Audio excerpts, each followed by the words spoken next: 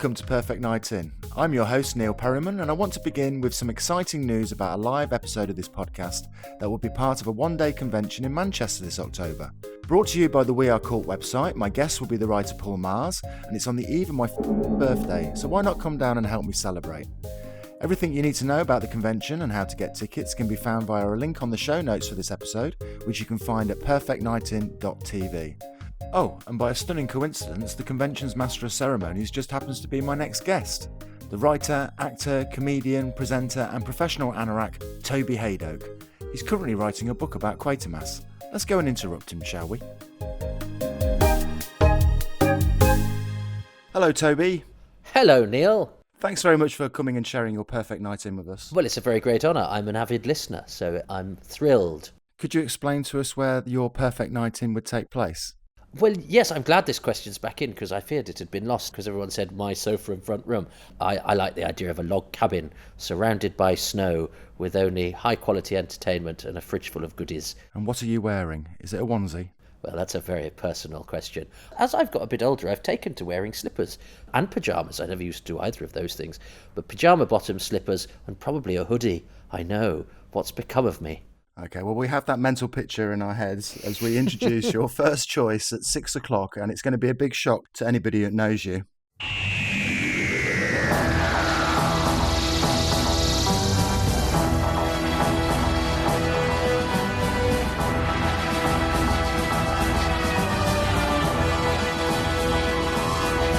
Well, it should be a shock because up until the very last minute, it was going to be a piece of classic Doctor Who.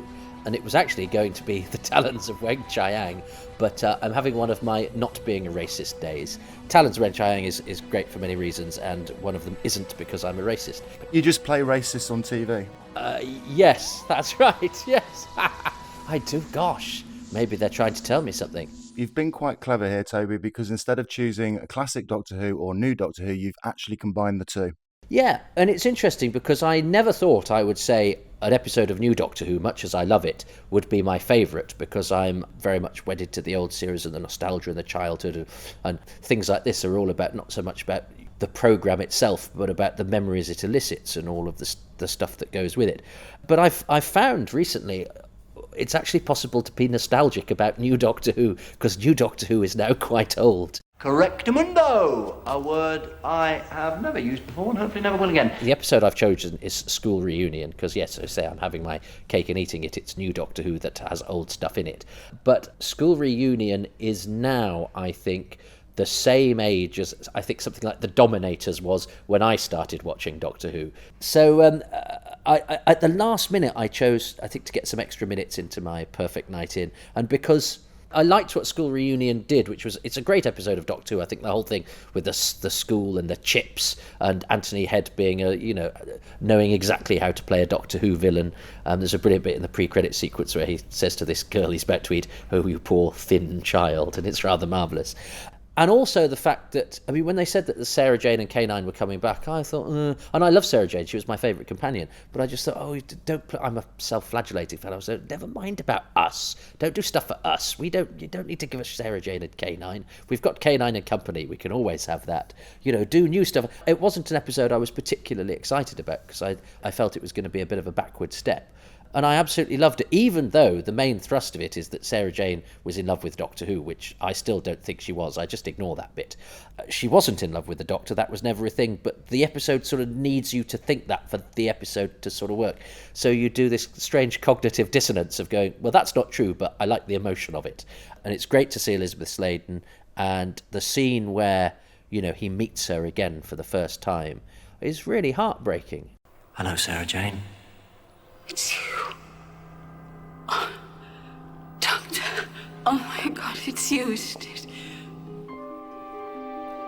You've regenerated. Yeah, half a dozen times since we last met. You look incredible. So do you. I got old. And then K9, who I'd never been that bothered about, even though he was in it in my formative years of Doctor Who watching, when he sort of sacrifices himself, it's a marvellous moment because it's just a stupid tin dog and but you get really sad for it. And so it's got lots of things that I sort of love about Doctor Who, and the fat kid is the one that, you know, becomes the hero because he blows up the school, and it's got lots of sort of lovely little grace notes in amongst a sort of very straightforward but a very well directed and rather fun Doctor Who story. So it's never going to be, you know, an all-out sort of Caves of Androzani, Empty Child, sort of classic mega Doctor Who, but it's just got so many little ingredients to it that make me love it. And it inspired part of my show Must Take My Doctor Who scarf, so it's got a personal link for me as well. Goodbye, old friend. Goodbye, Master. You good dog. Affirmative.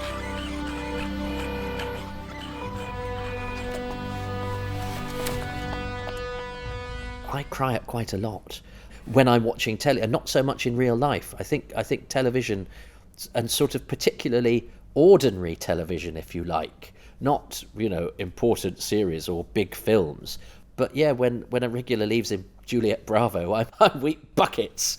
And I think it's because television was what I had as a kid. It was the sort of only thing I really had that I connected with. So I connect with very sort of ordinary television and see the profundity in that in the way that I perhaps wouldn't do if you showed me an Eisenstein film. I don't know what an Eisenstein film is, but it sounds good, doesn't it? I thought of you on Christmas Day. This Christmas just gone. Great big spaceship overhead. I thought, oh yeah, Betty's up there. Right on top of it, yeah. And Rose? She was there too. Did I do something wrong? Because you never came back for me. You just dumped me. I told you. I was called back home, and in those days humans weren't allowed. I waited for you. I missed you. Oh, you didn't need me. You were getting on with your life. You were my life. Now the idea that a Doctor Who companion has a stellar career is a big thing, but Elizabeth Sladen, I'm not going to paint her as a failure or anything like that, but she stopped acting. She's brilliant in classic Doctor Who. She is so good opposite Tom Baker in particular. Brilliant actress, and sort of, you know, cropped up in adverts and a few bits and bobs here and there, but didn't do a massive amount. And then gets a guest slot in a new episode of Doctor Who, and you go, oh, that's quite nice, and they've got the same actress, and isn't that fun? And then suddenly this actress, whose career was pretty much over, is suddenly known to a whole generation of kids again, top-lining her own TV series, and not a sort of, you know, young Buffy the Vampire Slayer type actress who perhaps could get kids' hormones racing or all that sort of thing, an older woman becoming a role model to a whole new generation of kids, and I think that's fantastic, and a great story for an actor too. And I'm a sucker for a good story about an actor. Goodbye, Doctor. Oh, it's not goodbye. You say it, please. This time. Say it.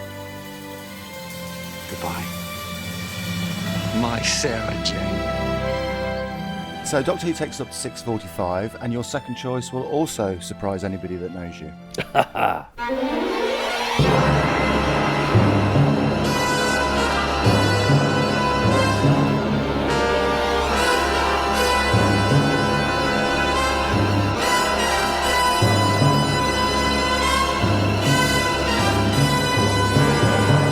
I have chosen episode 5 of Quatermass and the Pit, The Wild Hunt. I'm a big fan of Doctor Who, but I do think Quatermass and the Pit is probably the best piece of television ever made. I think it's amazing. And it's funny because Quatermass had always been sort of spoken of in hallowed terms in my house. I'd never seen it, but occasionally it was the late night film, and we'd got a couple of books of sort of horror and sci-fi, and there was a picture of the Quatermass Martians, and it had this great evocative name, isn't it?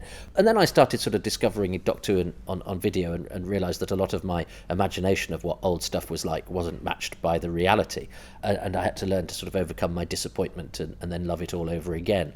And somebody gave me Quatermass and the Pit on VHS, and I thought, well, okay, you know, I know this has been spoken of in hallowed terms, but it's going to be a bit creaky and probably, you know, a bit hokey, and I was absolutely bowled over by not only how good it was, but in terms of a production, but the imagination that goes into the writing. They're not just straightforward stories; they're really intelligent. Nigel Neal was a genius.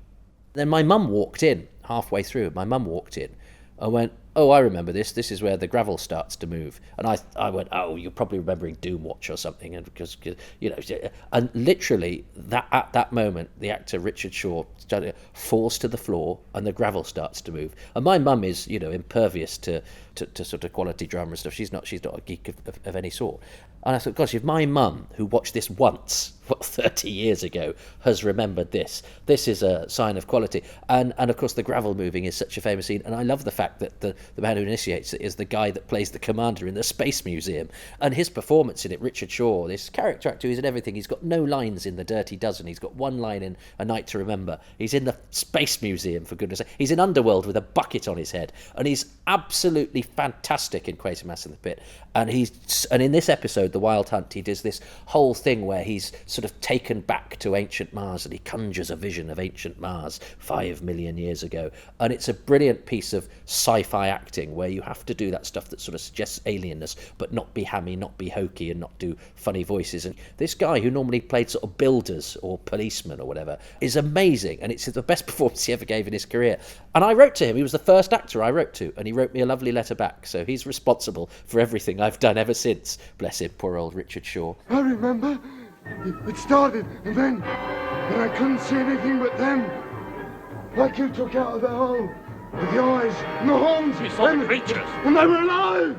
Alive? I've been running hundreds and hundreds. And who? I was one. They ran? Jumping, leaping. Leave him alone. Where? In and out. Them big places. In and out of them. Huge. Right up into the sky. The sky? What color is it? Blue? No. Dark. Purple. And it's got so many good scenes, The Wild Hunt. It's got the special effects when they show what happened on ancient Mars. And that's Nigel Neal being so clever, because you've got these insects, and insects do a thing where they kill all the mutations, those that aren't quite up to scratch, which ties in with sort of Aryan supremacy and the master race wiping out what is different, which then ties in with what the Martian spaceship has done to us, but also ties in with the war that the country had just undergone very recently. There's so much going on there. And then he ties it in with ancient magic as well, because the wiping out is done through telekinesis and all of this sort of thing. So you've got all this brilliant stuff going on. So he has his cake and eats it, because he uses the iconography of black magic. So the spaceship's got a pentacle on it, because magic and ancient fusty stuff is scarier than people with tinfoil hats on. So he sort of cherry picks all the very best bits from different genres and puts it in a very believable setting. And because it was a high-end production with a very good producer, Rudolph Cartier, you've got a production that looks really good. I mean, it's a cast of thousands, and the set of The Pit is fantastic. I think it's just an extraordinary piece of telly. It may be that there are vestiges of it remaining in all of us from the time when they colonized this earth at second hand. Oh, their experiment must have failed, collapsed, got lost in a reversion to savagery, but something remained. The occasional poltergeist outbreak that alarms a street, myths, perhaps even witchcraft itself.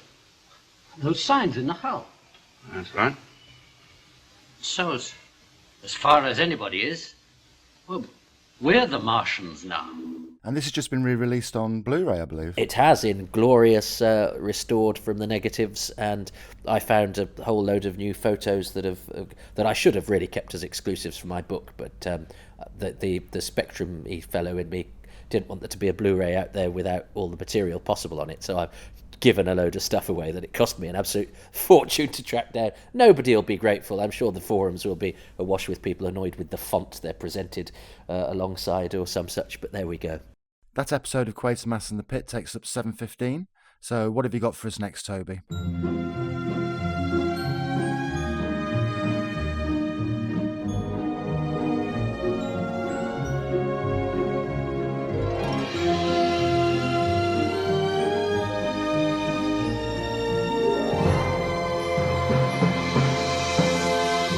Buffy taught me a lesson, because I was I think when it was on, I was unemployed. I was living in a flat with my mate. I was basically drinking a lot, smoking a lot, and watching old Doctor Who videos, and furious with the world, and particularly furious because Doctor Who wasn't on. And I hated anything that wasn't Doctor Who, and anything that SFX magazine and all these people championed and went, oh, there's this new science fiction series, it's great. I go, how dare you, it's not Doctor Who. All this American rubbish, it's not Doctor Who, it's going to be awful, it's going to be rubbish.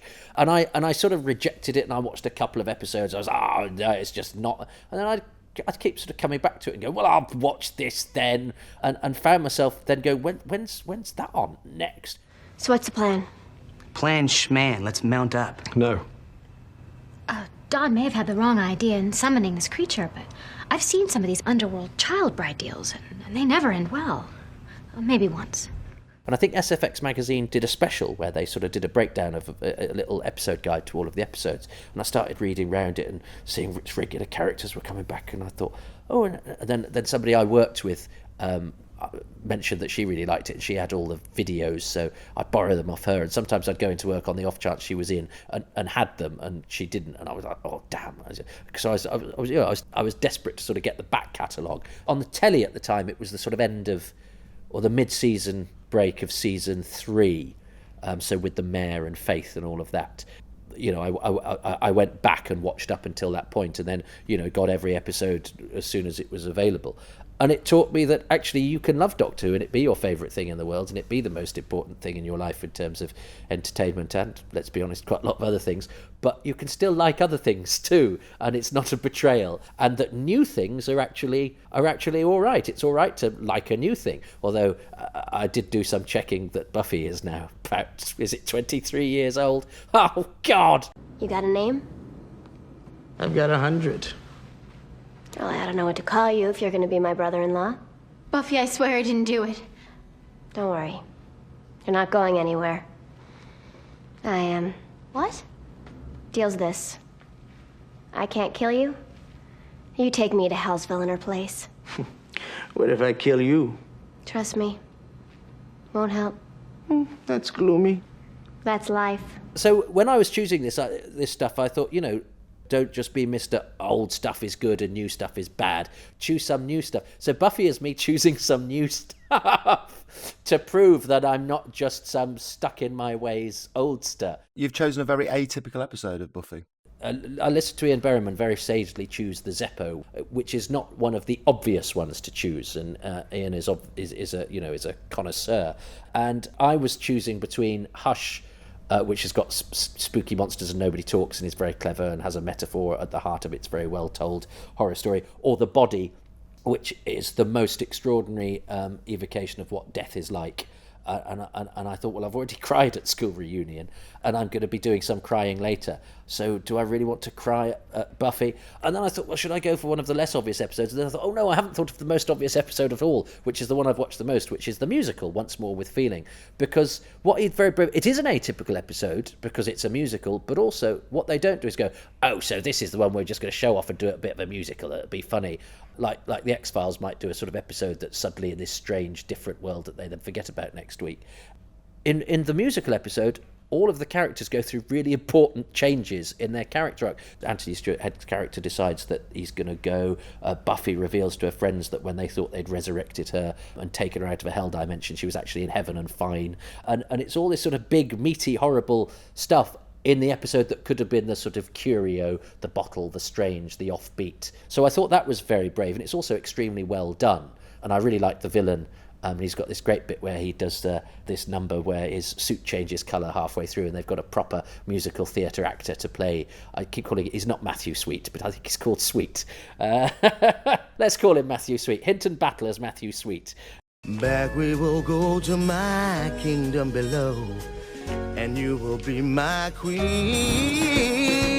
'cause I know what you feel. Now you see, you and me wouldn't be very I'll make it real, girl. I'm 15, so this queen thing's illegal. I can bring whole cities to ruin and still have time to get us off shooing. Yeah, that's great, but I'm late, and I'd hate to delay her. Something's cooking, I'm at the griddle.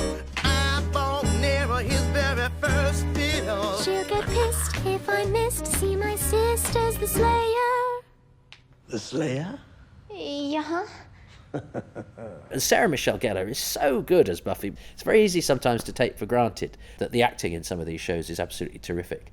It was a show that was quite sort of cool. It suddenly made being nerdy, being cool, and I never felt I earned any of that coolness, but I was grateful they were out there being cool on my behalf. And some of the lines are brilliant. Giles has a line about watching the police taking witness arias. It's a funny show, and it's clever. And the worry with doing a musical is that it could be a bit, oh, look at us being sort of smart ass, and it's actually, the emotion is very real, the jokes are very good, and they all do it very well. I've got a buddies aren't just cute like everybody supposes. They got them hoppy legs and twitchy little noses. And what's with all the carrots? What do they need such good eyesight for anyway? Buddies, it must be buddies. Buffy takes up to 8 o'clock, and I don't know about you, Toby, but I'm feeling a bit peckish. Can I get you something to eat? Yes, well, I've gone modern again, but this is because there's a new snack out. What are they called? Are they called Walker's Mix-Ups? They are a mixer. They have a Dorito in them, they have a French fry in them, they have a What's-It in them, and they have a Monster Munch in them. And I'm one of those people that if we go out, I like to have tapas where you have a bit of everything, or I like to share the thing the other person's had. And so this gives me 4 snacks for the price of 1. So it's a thrifty, frugal choice that appeals to my need for eclecticism. These new Walker's cheesy mix-ups are good. All our favourites in one bag. Monster Munch. Love those. My ears pricked up at the mention of Monster Munch. What flavour Monster Munch is in the bag? Well, now here you see, I've thought long and hard about this. When I first started listening, my knee-jerk reaction was pickled onion, and then I thought, but actually, recently I haven't been buying pickled onion. I like the sourness of a pickled onion, but they seem, as I get older, they seem a bit insipid, and I quite like the dusky brown heft of the roast beef. But actually, if I was forced to choose one for one night, I think I'd go for the Flaming Hot. Mega Monster Munch. They're mega filling and hot. I'd like to say thank you, Toby, for giving this question the amount of thought it deserves. We're now at 8 o'clock, and your next choice, well, let's get the tissues handy, shall we?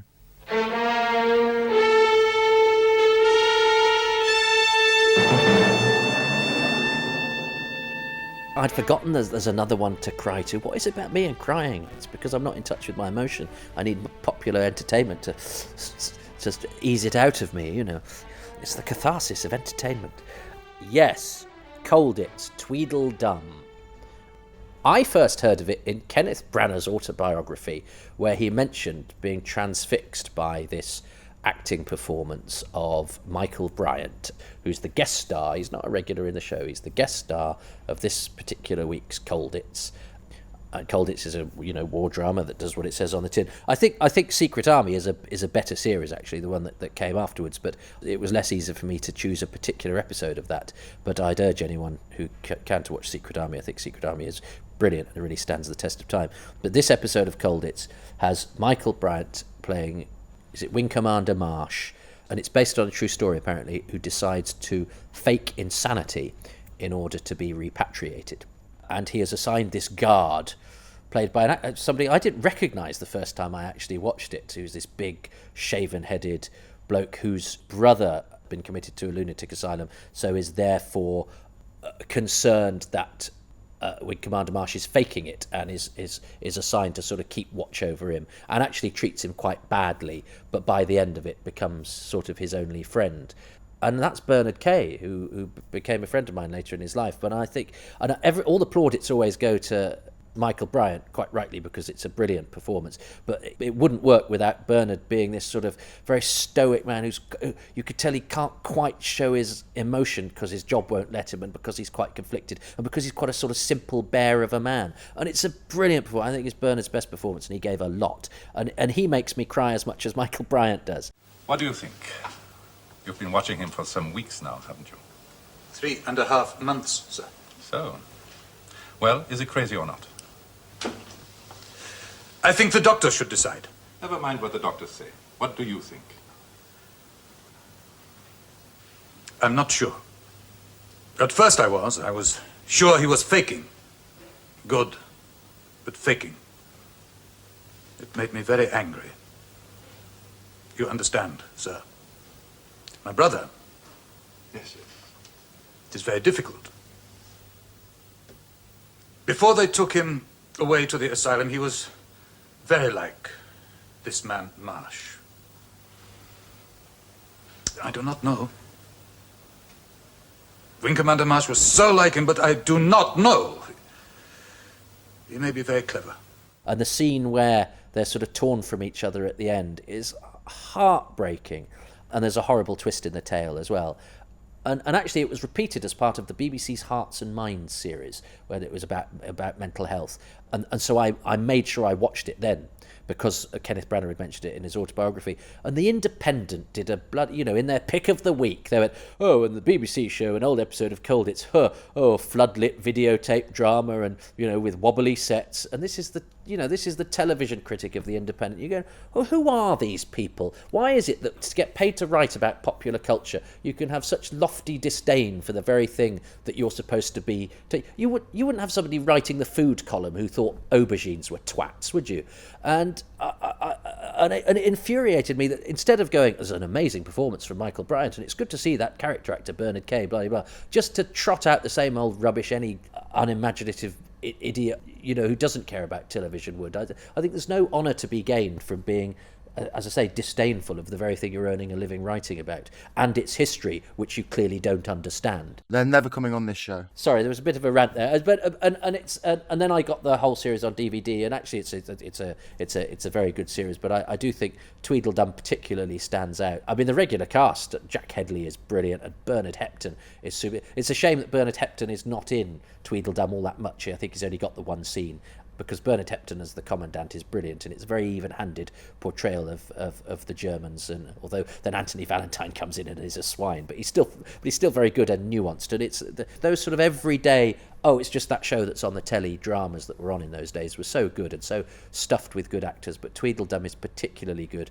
It's one of those shows that, you know what we like when we try and influence people. Somebody comes around and go, have you ever seen the Colditz episode, Tweedledum? Well, sit down and watch this then. It's one that I hope people go out and avail themselves of, because they won't be sorry. This could be pretty rough, Wing Commander. You realise that the Swiss may not make an appearance for 6 months. I realise that. I know what I'm up against. Oh, George. You have to do this so well. And you have to convince me, in a sense. You have to convince the German medical people and the protecting power. I don't say you can't, but... well, I just wish you wouldn't try. I've made up my mind. I'd like to have a crack at it. Just when you think you've got the angle on Michael Bryant, you're never quite... because he fools you as well as fooling the Germans. You think, oh, well, he's lost it now, and then he winks at Geoffrey Palmer, and you go, oh, God, no, he hasn't. And so actually, the other thing is that very touching story he has with Bernard Kay, and Bernard, becomes to be his protector, is actually bred from dishonesty. So there's deceit at the heart of this actual very touching bond that they have, which is very sort of complex and interesting stuff. Yeah, it's so well done. Colditz takes up to 9 o'clock, and I think it's time for us to take a quick break. We're going to have an end of part 1 in the show from now on. So which advert would you like to play while we pop off to the loo? I'm going to choose that small story that can't fail to put a smile on your face while advertising a glorified phone book. That is the J.R. Hartley Yellow Pages commercial. I don't suppose you have a copy of Fly Fishing by J.R. Hartley. It is rather old. It's by J.R. Hartley.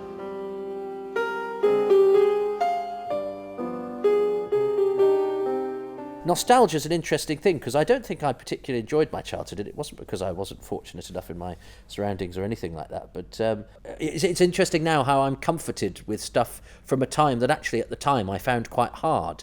And I think it's all to do with the connection that we have, which is, I guess, why I'm attracted to the profession and the stuff of these things that we let into our home. And I do think there's something quite profound about something that is just a way of hawking wares. Let's be honest, an advert, TV commercial could be a sort of heartwarming thing. And I know it's easy to be, and it's very easy to be cynical about advertising. Oh, advertise on. But I love the story of that Yellow Pages advert, and I don't care that it was designed to sell. Well, you didn't buy the Yellow Pages anyway, did you? It just landed on your doorstep. But I think the story of J.R. Hartley is a rather beautiful thing. I love the fact that it will forever immortalise an actor, Norman Lumsden he was called, who I don't think I've seen in anything else. And yet this rather venerable old gent will forever be, immortalised as the man who finally got his book. And I think it's lovely that he finally got his book. Although who threw away his original, I don't know. I'd have been livid. No luck, Dad. Never mind. There's still a few more to try. Good old yellow pages. We don't just help with the nasty things in life, like a blocked drain. We're there for the nice things, too. You do? Oh, that's wonderful. Can you keep it for me? My name, oh yes, it's J.R. Hartley. I don't want to be traipsing around in 20 years' time, Running Through Corridors by Toby Hadoke. There's one copy left on eBay for £1,000. Yeah, God. Okay, Toby, it's part 2. It's 9 o'clock. What have you got for us next?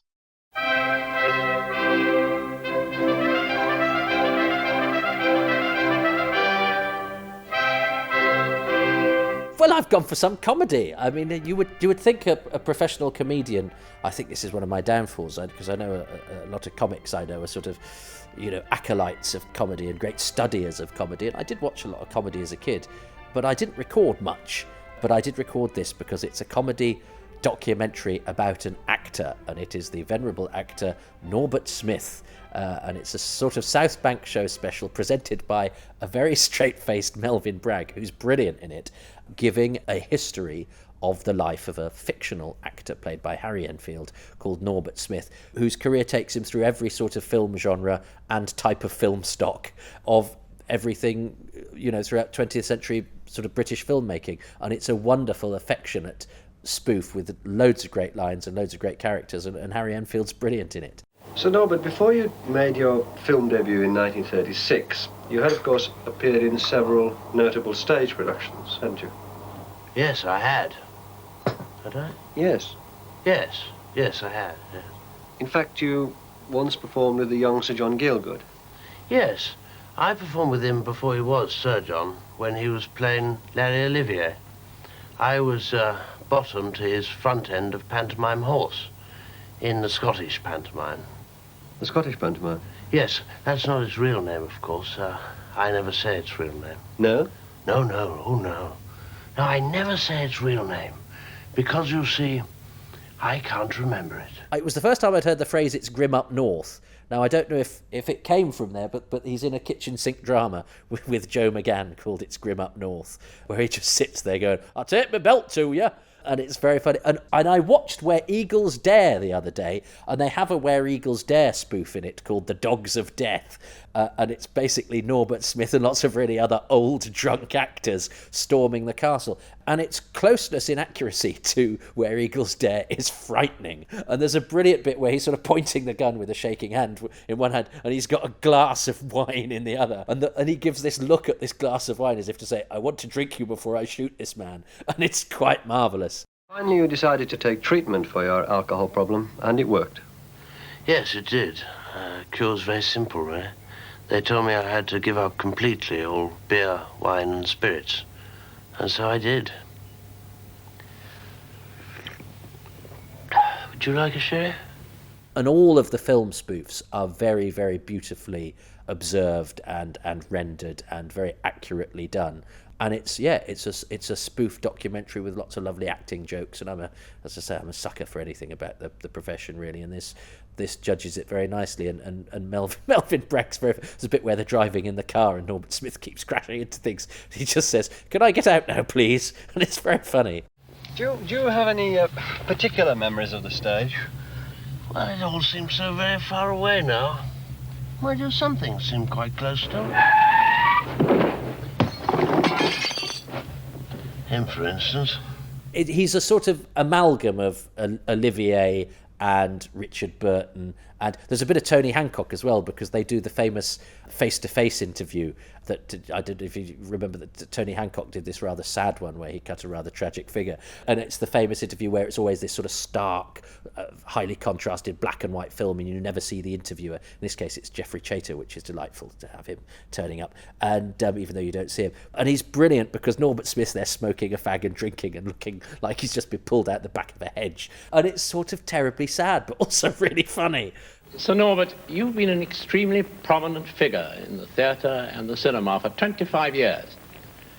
I'd like to begin, if I may, by saying, why are you so hopeless? I don't think I am, really. Forgive me for saying this, but you're a complete alcoholic and a lousy actor. I've always thought I was a rather good actor. I hope you'll excuse me for saying this, but you're useless. All of the films you've been in have been total rubbish, and the last 3 made me physically vomit. They're all sort of vaguely based on things that actually happened. The Hamlet film that they have looks very like Olivier's Hamlet film, except it's got additional dialogue by Noel Coward.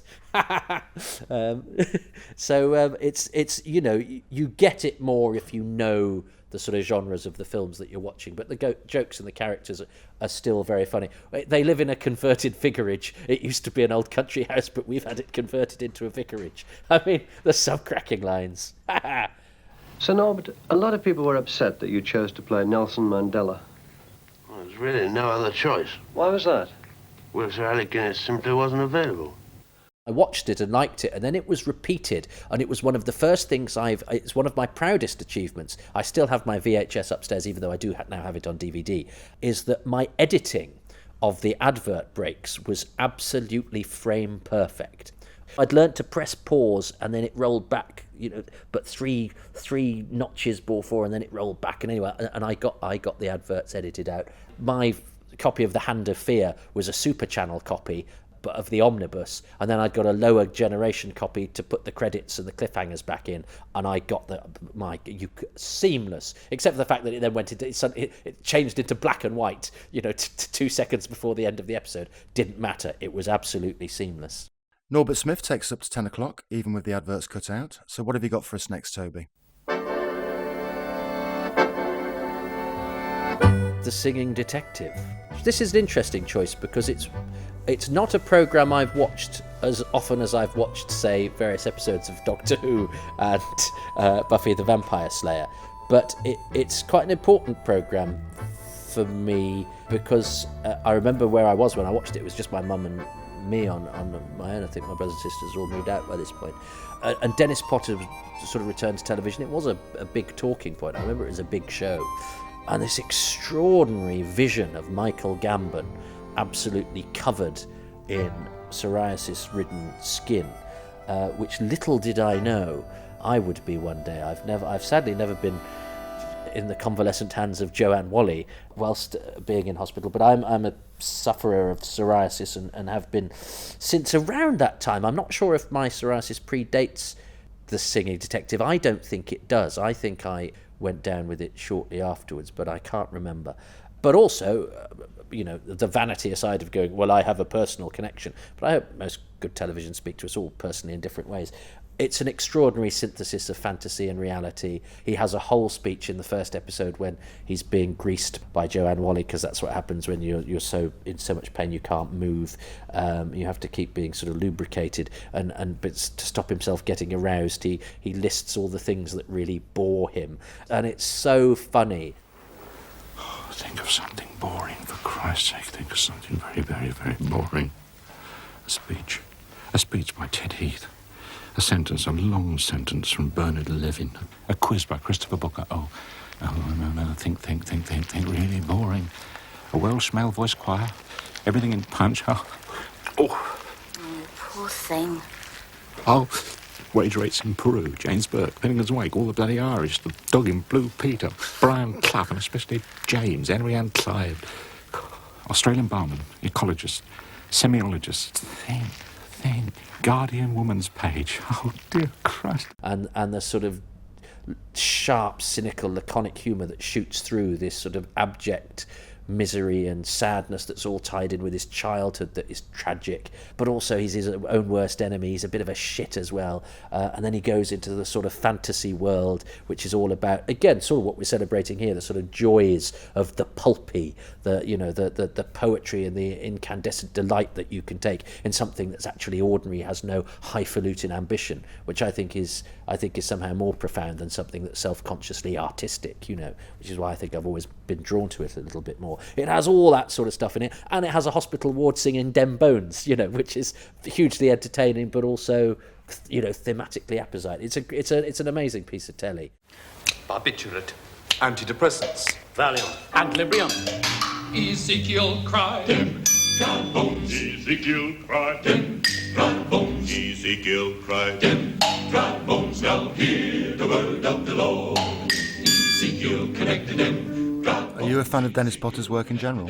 Am I a fan of his work? Yes, some of it I find quite hard to take, but I think that's all right. I think it was a time when you could be a writer who could do something that didn't quite work, but there was still enough in it where you'd go, yeah, but I'm going to take this on. And sometimes you take him on, because I think I've read quite a lot of biographies and interviews and various other things.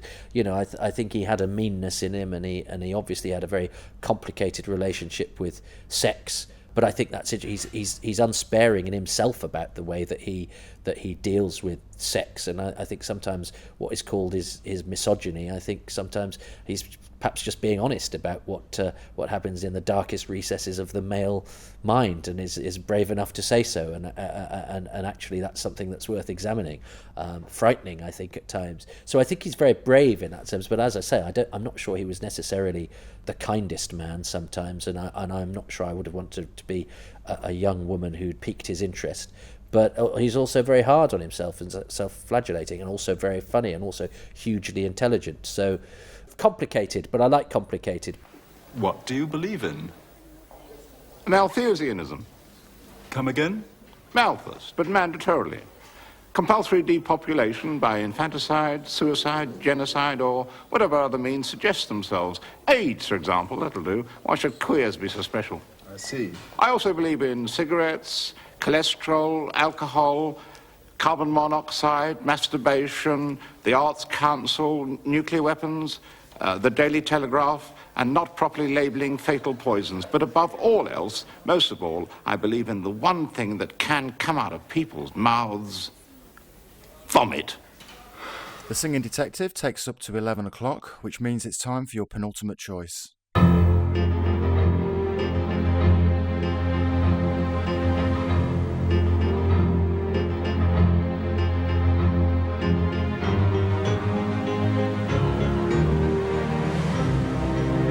I was attracted to Our Friends of the North because it had a good cast. I mean, it had a good cast then, and the two of them hadn't played Doctor Who and James Bond at that point. And that good central quartet of Christopher Eccleston, Gina McKee, Mark Strong and Daniel Craig, who are four Geordie friends, and we meet them when they're at the end of their teenage life, just becoming adults, and we see them at sort of 5 to 7 year intervals from then up until 1995, which is the last episode, which is the episode I've chosen, which I'll explain why later.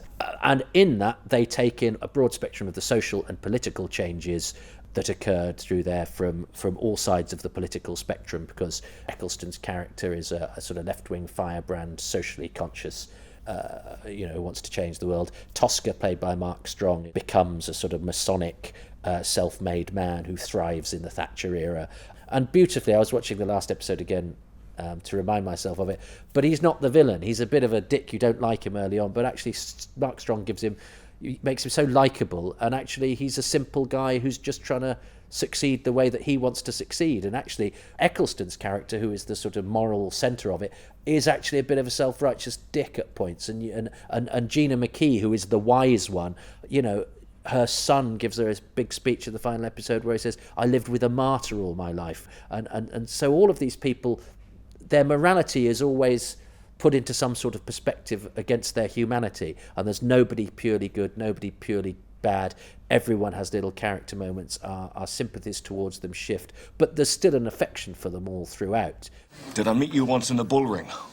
Yeah, that was me. I didn't know if it was real. It was out in my head for a bit, you know? Well, so was I. I did come back, I did try to phone you. It was a bad time. The worst I've had. So far. Me too.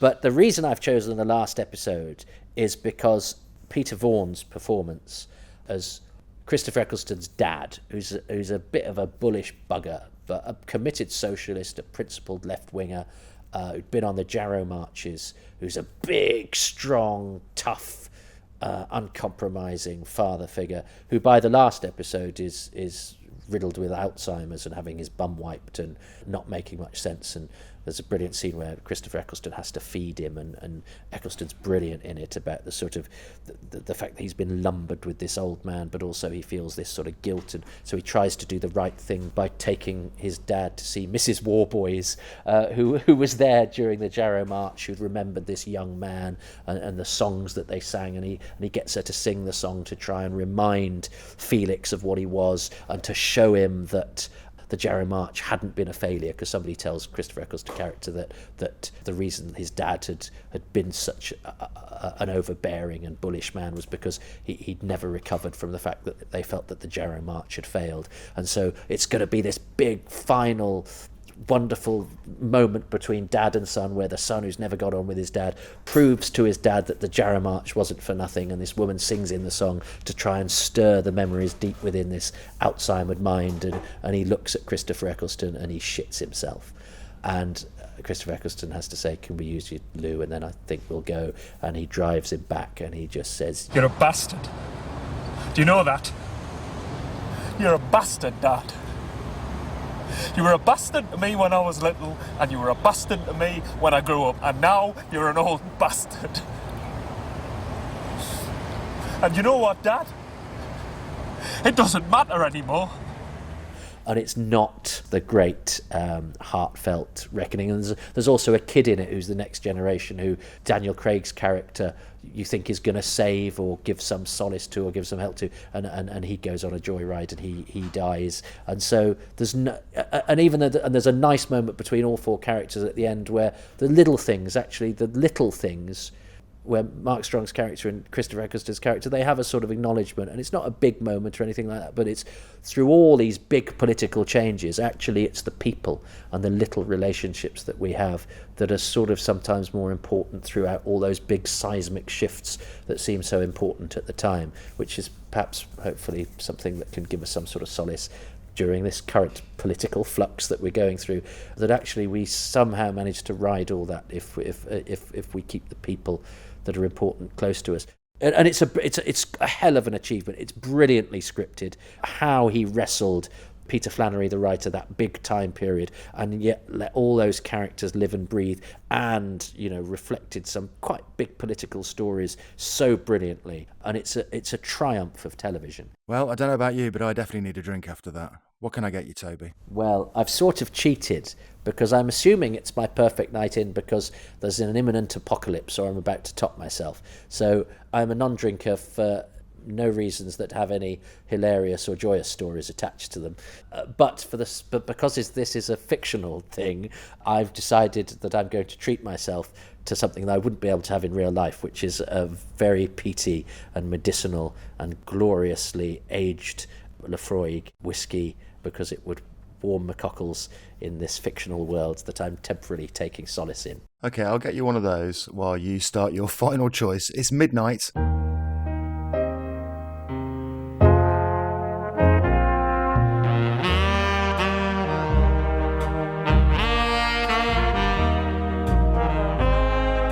Well, I had to have something that wasn't obvious. I feel my choices have been a bit obvious. And it was only when I'd submitted them to you that I thought of all sorts of things I hadn't chosen. But I had to choose a comedy. I am a comedian. I have to constantly remind myself of this, that I'm sure I'm invited on these things to be funny, and I always fail because I always get terribly serious. And there are any number of comedies I could have chosen. Somebody's already chosen the Cribbins episode of Fawlty Towers. That would have done me nicely. Nearly chose Yes Minister because I love the writing and those actors. Blackadder was so important to me as a kid. Drop the Dead Donkey was a slightly left field one. But in the end, I went for one that I discovered and is one I still think perhaps isn't as well known as it might be, and perhaps somebody listening to this might not have sampled and should. And I went to it because, as I always do rather predictably, it had got a good cast. And I thought I was just going to be watching a sitcom with 3 very good actors being funny, and those actors are Robert Lindsay, David Threlfall, who then was known as a fine classical actor, and Jimmy Ellis, and it's called Nightingales. And the first episode I watched, which is the episode I've chosen, I'm not sure it's the best episode of the show, but it's the one that got me into it, which is the first episode of Series 2, which is where they're preparing for their Christmas party.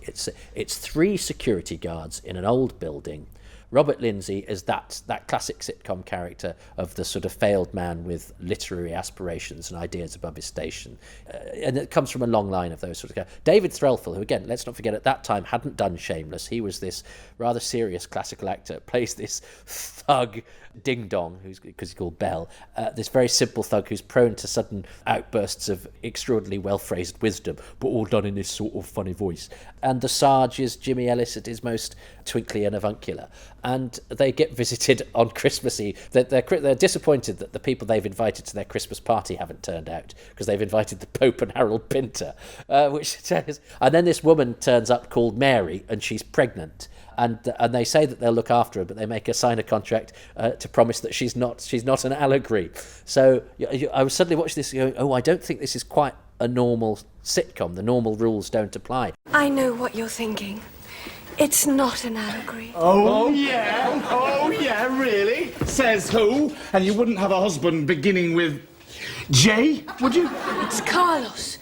His name was Carlos. Was? You said his name was Carlos? Dead. 2 months ago. Where he was doing this sponsored walk across the Sahara Desert, and he tripped and fell into an oasis. Drowned. Well, it happened. And I think if this had been on the week that Father Ted premiered, in Father Ted's place, it would now be seen as one of the great classic sitcoms. I don't think the world was quite ready for it, and it only did 2 series, but I think every episode is marvellous. They get visited by a werewolf in one episode, and Mary does have the baby, but it's a goldfish. She has a goldfish and a washing. It was when they bring out a washing machine from the maternity room that I really thought, oh, okay, I really like this series. All right, now, you've had your bit of fun. Get out. Oh, don't worry. I'm going. Where? To see my husband. Carlos? No. His name is Joseph. And we came to pay our taxes. Goodbye, suckers. It's brilliant. All the actors are great. The music's lovely. Robert Lindsay does the thing of singing the theme tune at the end. He does a lovely version of Nightingale sang in Berkeley Square. There was magic abroad in the air, like an echo far away. It's daft without being stupid, and it never fails to put a smile on my face. And again, it's one of those ones that I would take great pride in sort of nudging in somebody's direction if they've not seen it. So here's Toby Hadoke's Perfect Night In. It all kicks off at 6 o'clock with the school reunion episode of Doctor Who, featuring the return of Sarah Jane Smith and K9. Episode 5 of Quatermass and the Pit follows at 6:45, culminating in a wild hunt. And the musical episode of Buffy the Vampire Slayer is at 7:15. Michael Bryant's ambitious plan to escape from Colditz ends in madness at 8 o'clock, and then at 9, Melvyn Bragg is there as Norbert Smith reflects on a long career in drama. Speaking of drama, we have 2 hours of it starting at 10, taking in the premiere episode of The Singing Detective, and then at 11, the finale of Our Friends in the North. It all ends at midnight with the Nightingales Christmas special. Perhaps the Pope and Harold Pinter will make an appearance. Watch this lot, and it'll greatly improve your status with the audience at the Shanklin Hippodrome. It might even make you laugh.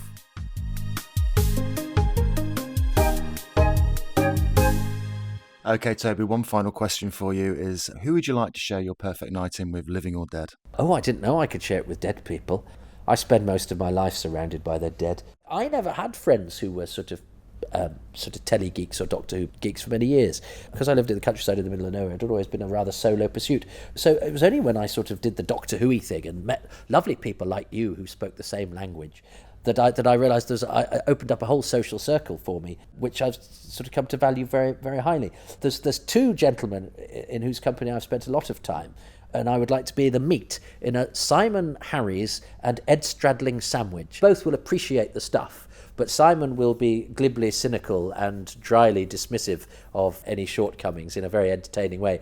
And Ed would probably be furious about aspect ratio or conversion rates or something like that. And so I think I'd have fun with those two boys watching my perfect night in my log cabin. I don't know what we'd do afterwards. Perish the thought. But I don't want to know. Thanks, Toby. It's my pleasure.